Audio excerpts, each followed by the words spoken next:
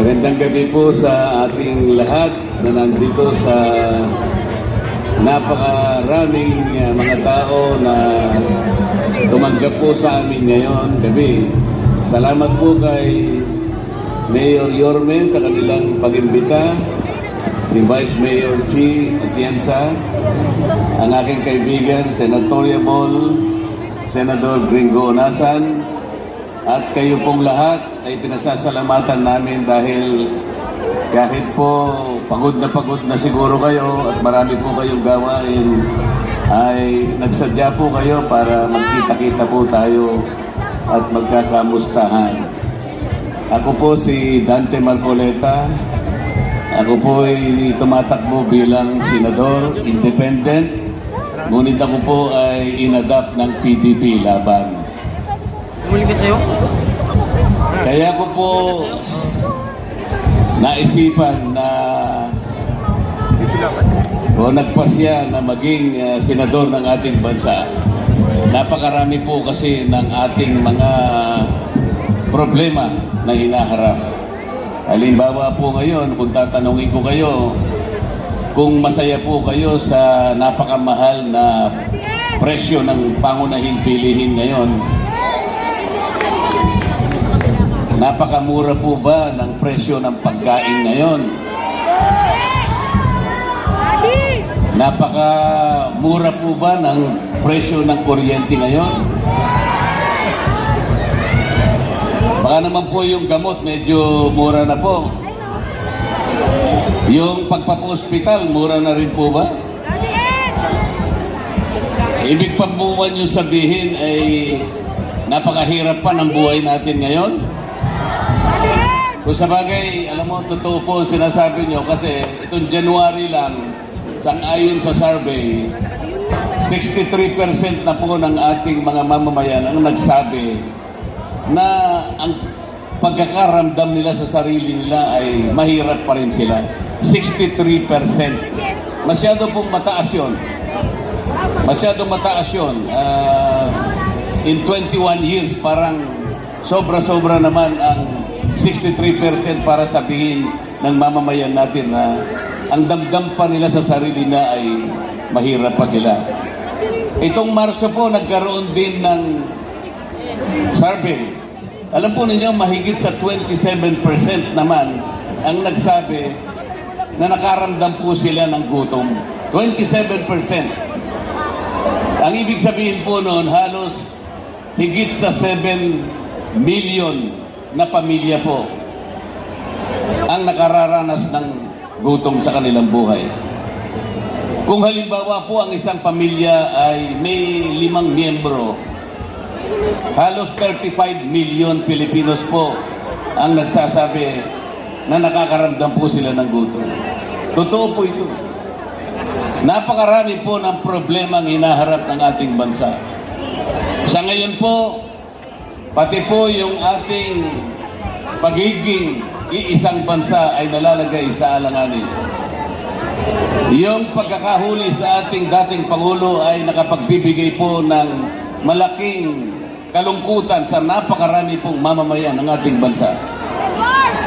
Kahit saan po ako pumunta, kagagaling ko lang po 2 days ago sa Puerto Princesa, dumaan po kami ng Bacolod, dumaan po kami ng Katarman sa Samar, Borongan, Samar, Siquijor, Dumaguete, nakarating po ng Catanduanes, at nung isang araw po ay hinabol ko po yung pagtitipon dito sa Paco, sa Maynila. At hanggang ngayon po siguro kayo nararamdaman ninyo ang kalungkutan na nangyari. Hindi natin inaasahan. Napakabilis ng pangyayari. Bakit po sa kabila ng lahat ng ating hustisya ay gumagana sa ating bansa? Mula po sa pinakamababang hukuman ng ating bansa hanggang sa pinakamataas na tribunal, ang ating Supreme Court, gumagana po. Pati po ang ating mga piskalya nakakalat sa buong Pilipinas, gumagana po. Wala ni isa mang nagdemanda sa dating Pangulo.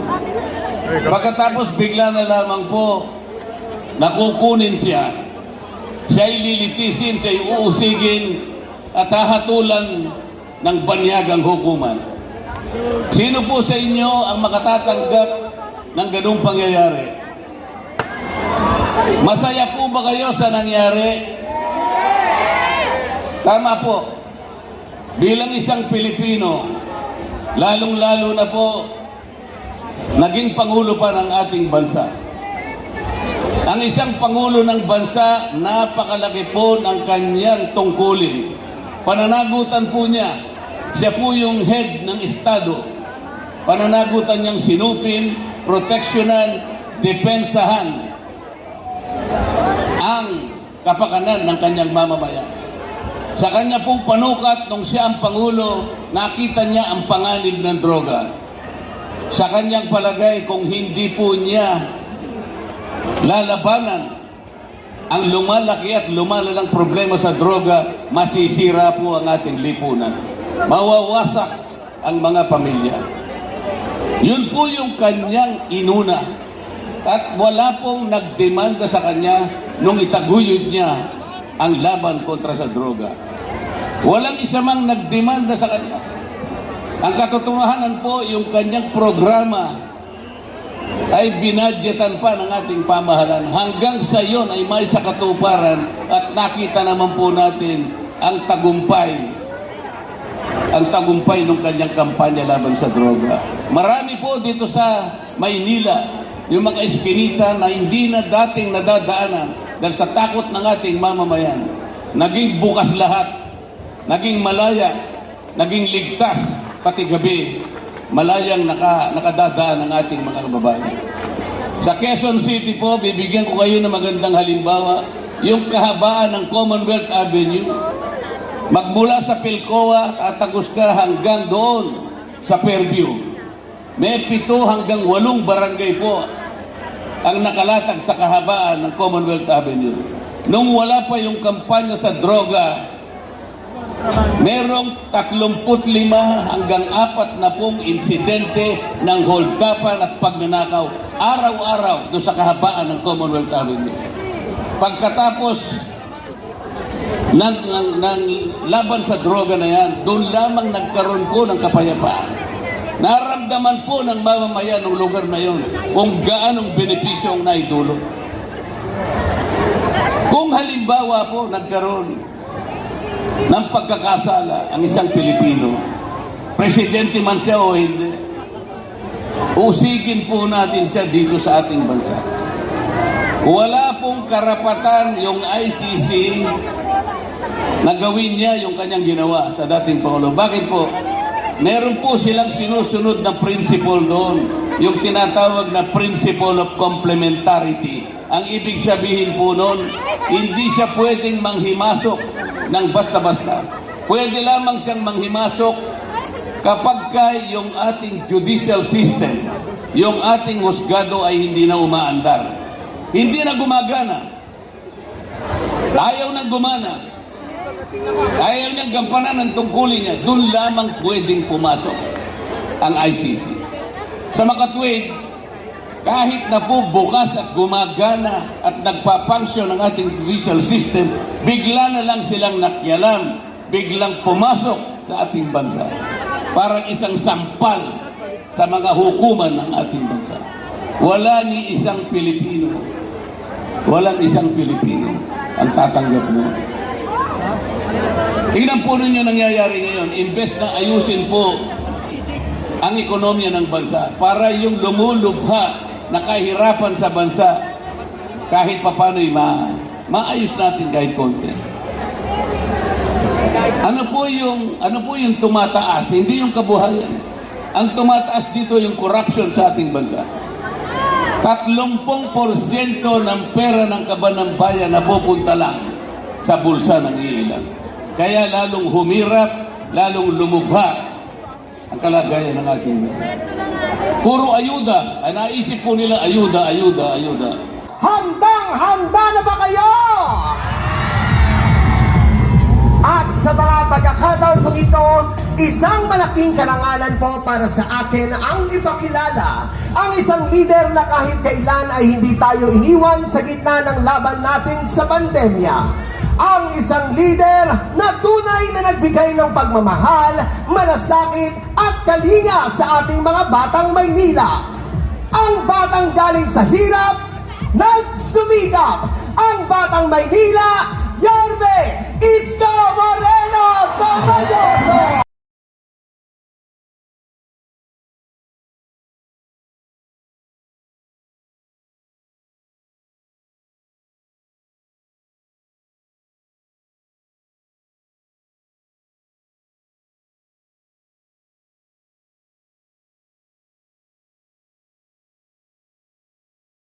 Asaya ng mga batang Sampaloc ah. Well, una I love you too. Ako po, 10 ng aming mga kasama, humingi po ko ng pasensya sa mga nagambala namin ngayong gabi. Pasensya na po kayo. Alam ko, bukas, may pasok pang anak nyo. Wala na.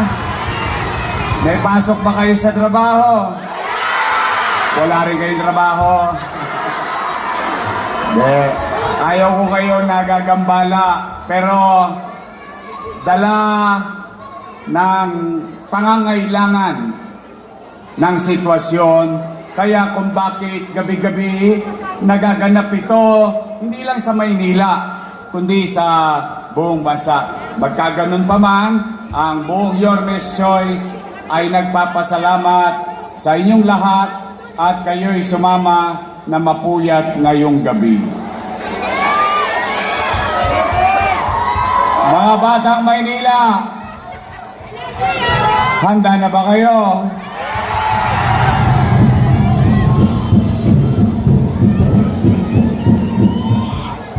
Bago ako magsimula, matanong ko lang kayo. Gusto kong malaman, sa inyo ba talaga nang galing ito?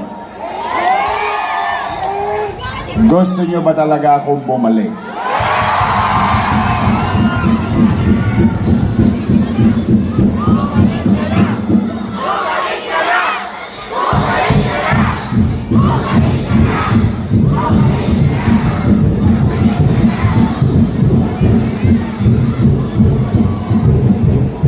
Kasi po,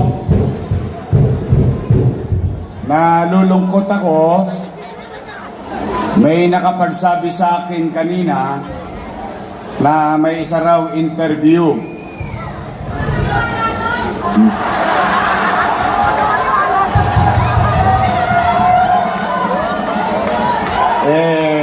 Ako po ay muling siningil ng utang na loob. Totoo naman. Gusto ko naman, yung aking mga minamahal na lolo't lola na naririto, mga senior citizen, napakinggan niya na nila to. Pero ito'y muli kong sasabihin sa pangkalahatan na nandito. I think napapanahon din na marinig ng general public. Noong ako'y nag-file ng candidacy noong October 8 kasama ang buong grupo, ang unang ginawa sa akin, siningil kagad ako ng utang na loob. Ako naman nagsabi rin, Nay, Tay, mga lolo't lola ko, mga batang Maynila, sa akin nyo na marinig, ako, isa sa marami, o baka lahat, ay naniniwala na ang utang na loob ay walang katapusang bayaran. Naniniwala po ko ron. At salamat sa Diyos at sa mga taong nakasama ko, nakamit ko ang mga tagumpay sa buhay. Ibig sabihin, hindi ko to nakuha ng mag-isa lang. At bilang pagtanaw ng utang na loob, minabuti kong palambutin ang aking leg at lumingon sa nakaraan sa mga taong nakasama ko nung araw. At kanina nga, may nagpa-interview at sinisingil na naman ako ng utang na loob. Ngayon naman, kayo na po ang humusga. Malaki po ang utang na loob ko kay Danny Lacuna. Hindi ko yan tinalikdan, hindi ko yan tinalikuran. Sa maliit kong kaparaanan, nilingon ko ng buong buo at tinanaw ko ng taos sa puso ang mga bagay na ginawa sa akin ni Danny Lacuna.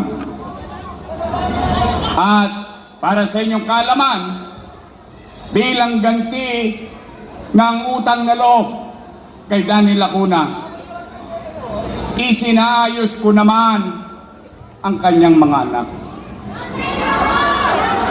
Kayo po ang humusga. Una, Philip Lacuna. Nakaupo? Tumakbong Liga ng Barangay. Ayaw iboto ng kapwa niya chairman. Maraming chairman po rito, inabot pa yun. Nakiusap ako sa mga chairman, sige na, pagbigyan na natin. Hindi, suplado eh. Hindi na, alam mo yung mga konting kuskus balungos, wag na natin intindihin. Tanawin na lang natin si Boss Danny. Nanalo! Makaisa, makadalawa, makatatlo, natapos ang termino bilang presidente ng Liga ng Barangay. Matapos, pinatakbo natin konsihal. Nanalo. Sumunod, Lay Lacuna. Ayaw din iboto ng mga barangay chairman. Bakit? Suplada. Yun ang sabi nila. Hindi naman ako ang butante nila eh. Hindi. Yun naman, kinukwento ko lang. Nakiusap akong muli sa mga barangay chairman. Sinosog ako ang sarili ko. Binubunot ko ang mga alas ko sa mga chairman. Manalo lang sila. Mapasaya ko lang si Boss Danny. Nanalo. Makaisa. Makadalawa. Makatatlo. Yung huli, may sakit pa ako. Ito, nandito yung mga chairman sa East Ocean. Nilalagnat ako. Nagsoshow ako sa GMA 7 bilang host ng tahanang pinakamasaya. Nasarado na.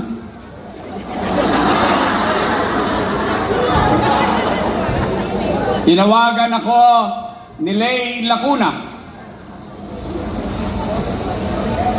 Boss, pwede ba may patawag sa mga chairman? Kahit yung mga chairman nasa kabila, alam nila to. Sabi ko, ayaw ko na ng politika. Retired na ako. Boss, pakisuyo lang, endorso mo lang ako. Nagpunta ako. Harap kayo. Masama ang pakiramdam ko. Tosgas pa ako. Awa ng Diyos. Overwhelmingly nanalo. Ilang Lacuna na? Dennis Lacuna. Nakaupo? Kahit na inirereklamo sa akin yung zoning.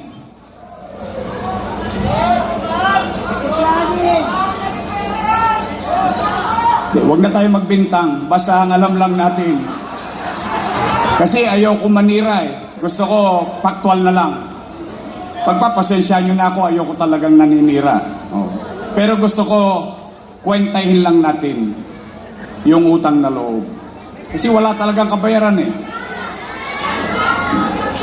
Nakaupo, department head. Ilan na?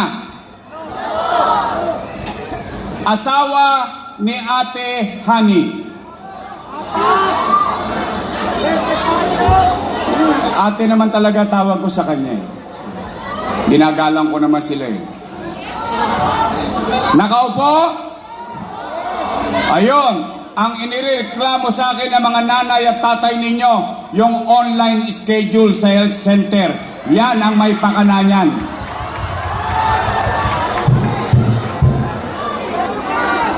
Ilan na sila?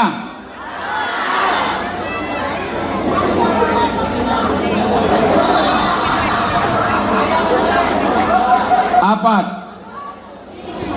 Lisa Lacuna.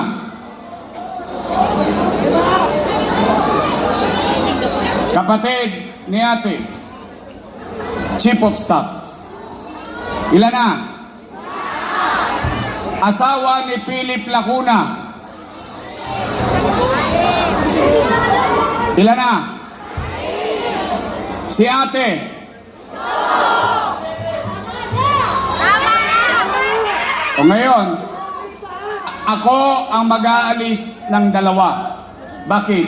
Hindi naman ako nag-appoint nun. Hindi naman ako nakatulong dun eh. In-appoint niya yon. Ilan ang sila? Plus, mga nanay ko, mga tatay ko, mga lolo't lola ko, mga batang Maynila. Ako na po ang nakikiusap. Patuloy akong tatanaw ng utang na loob. Hindi po ako titigil. Bakit ko kailangan baguhin ang sarili ko? Dahil lang naman sa paninira ng ibang tao. Narating ko nga itong kinalalagyan ko. Salamat sa Diyos. O kaya lamang may pakiusap ako. Baka naman kung po pwede, sa ibang bagay na lang ako tumanaw ng utang na loob. Bakit? May utang na loob din naman ako sa taong bayan eh. Kung walang Diyos at wala kayo, wala ako sa kinalalagyan ko ngayon. Ngayon, masama naman bang lingunin ko rin yung taong bayan na sumisigaw na bumalik?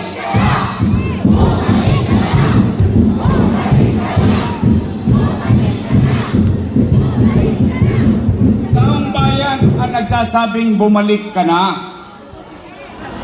Anong gusto nilang gawin ko? Magtengang kawali? Kung sila ay nagbuti sa kanilang tungkulin sa taong bayan, wala dapat silang ipangamba.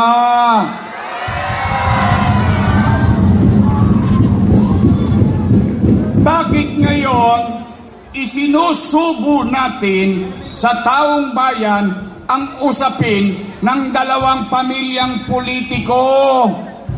Nasaan ba doon sa usapan ang taong bayan? Kung nagbuti-buti sila, itinuloy na lang nila kung ano yung sinimulan ko. Hindi maghahanap ang taong bayan.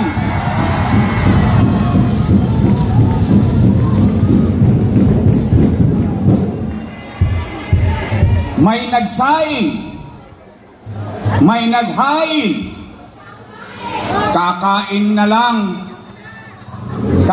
lang, hindi pa nila pinagbuti. Bakit sila nagagalit sa akin? Tanungin ninyo, ito real talk, tanungin ninyo, yung mga lola at lolo nyong may sakit kung hindi nawala yung allowance nila?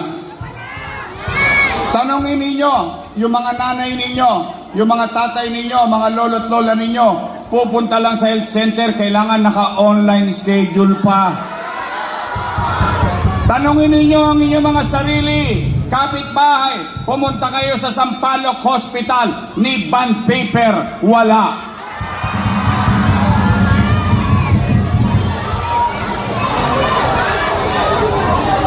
Sinong may sabi noon? Ako? Karanasan ng tao yun. Oh. Kaya naman, wag naman sana naman, wag nilang gawin na ang usapan ay mga politiko lang. Ang halalang ito ay pinag-uusapan ay kapakanan ng taong bayan. Hindi kapakanan ng mga politiko lamang.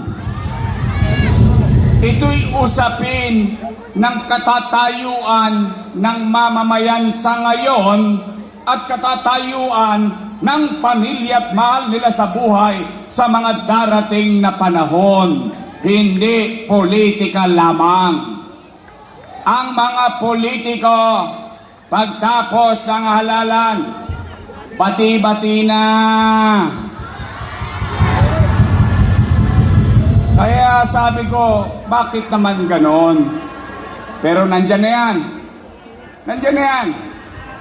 Ay, ipapasatao ko na yan kung ano ang inyong magiging husga. Ngayon, hindi pa ba ako bayad sa utang na loob? Susuklian ko pa rin kung hindi man. Pero, for the meantime, tao muna ang lingunin naming lahat.